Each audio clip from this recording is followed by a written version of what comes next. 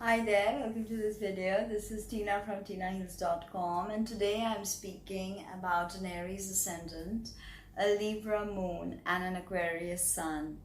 So you have your ascendant or your rising sign is Aries, which is cardinal fire. It's Mars domain, the planet of war and strife. And you have your moon in Libra, which is the domain of Venus, Mars being the male archetype, Venus being the feminine archetype. And your moon's about connecting and emotions, and that is in Libra. Libra, which is the seventh sign of the zodiac, which is all about relationships. So relationships are important to you. And you have your sun in the 11th house, so community is very important to you, and you may get recognition from your community. You may even innovate something futuristic to help your community, or you could be the misfit that really never blended in with everyone.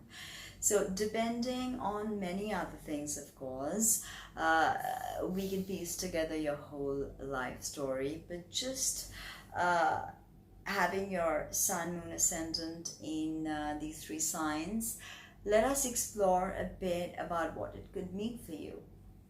So Aquarius sun, it does not do well in Aquarius. It rules Leo, it's polarity, so it's in fall, bad position. Aquarius is very eccentric, I'll get to that. It's your father, okay?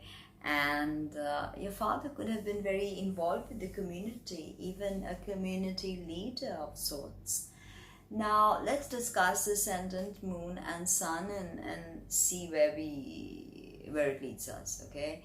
So the ascendant is the degree of the zodiac rising on the eastern side of the horizon at the moment of your birth. And the sign on which it falls is your rising sign. So the ascendant is kind of like the interface with which you interact with the world, okay? It is how people perceive you. It is sort of the armor you wear. It's how you look, your physical body. It's a sum total of your personality, okay? It's how you look, okay? So, and it is your soul karma as well, the karma of your ascendant. So now, having an Aries ascendant, people see that you're the boss. This is the archetype of the initiator, okay, the pioneer. So people see that you have this tremendous pioneering energy. As you walk into a room, they can see by your purposeful stride that you're not afraid to say it how it is. You're not afraid to make eye contact. You will stare down an enemy. You will, eye your chase, eye your object, eye the object of your desire, even if it makes everybody else uncomfortable. You're the dominant, and you want to show it. Okay.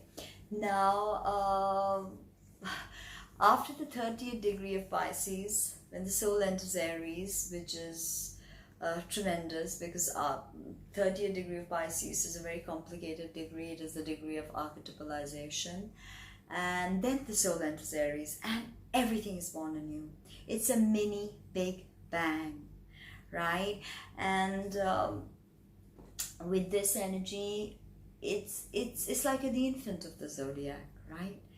Everything is new, everything is fresh. You want to go here, go there, do this, do that, meet this person, say this, experiences, right?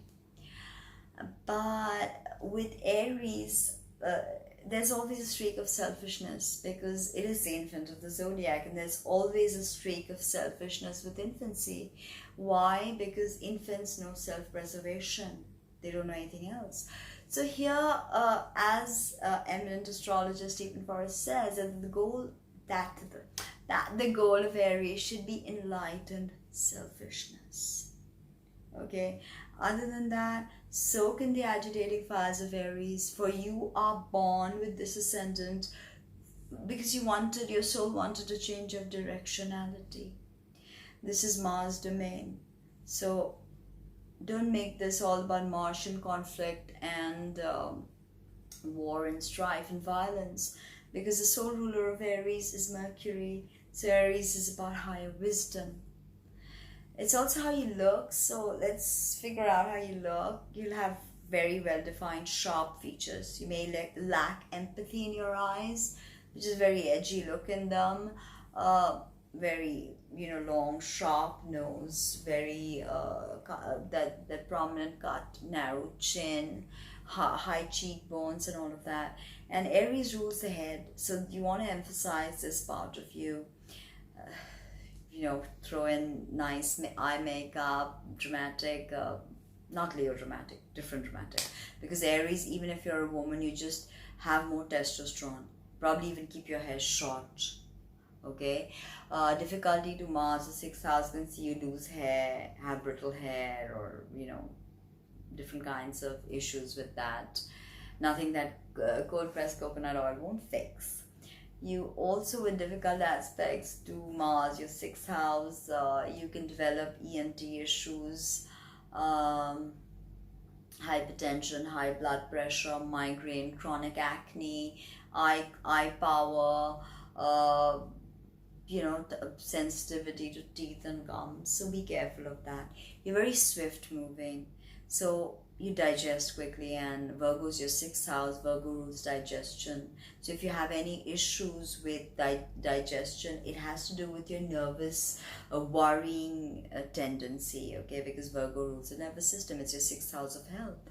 So you look to your 6th house to see your health. So you can suffer from nervous anxiety because you have so much energy with Aries, you don't know what to do with it. So exercise, yoga, Pilates, all of this can work wonders for you. And during difficult aspects of Mars transits to your personal planet, especially your Mars or your Pluto or any moon and all that, be careful of accidents, freak accidents, driving under the influence, guns, heavy machinery, and all of that, road rage, okay, all of that. Be very careful. And lest once you eat correctly, you can control your digestion and your nervous energy, and then you should not be afflicted with headaches or anything like that. Now the moon is your mother. It's the very opposite of the ascendant. If the ascendant is the Jungian mask, the moon is who you are when the mask comes off. So the moon in Libra is about harmony, peace, beauty, and relationships. I wouldn't say relationships define you, but it is a huge part of who you are. You want that relationship, and you really want that relationship. It could be different because after all you have a sun in Aquarius, but you want that very special, harmonious relationship. Now the sole ruler of Libra is actually Uranus, that rules Aquarius, and the sole ruler of Aquarius is Jupiter, but we'll get to that. So you have this Uranian energy. Uranus is the awakener. So having a Libra moon in its lower vibrations can be vanity, people pleasing, unable to speak your mind, vacillating between options, never sure, never confident. Nothing is ever good enough. You want more clothes, you want the latest haute couture collection, you want to go to Milan and all of that, right? Now in its good vibration, it's about understanding the relationship of the soul to everything around, everything sentient, non-sentient. Now the moon is your mother and your everyday habit patterns. So Libra can get stagnant in habit patterns, Libra moons especially, and they never break out of it, and they decay, and there's a stagnation that happens with their soul journey.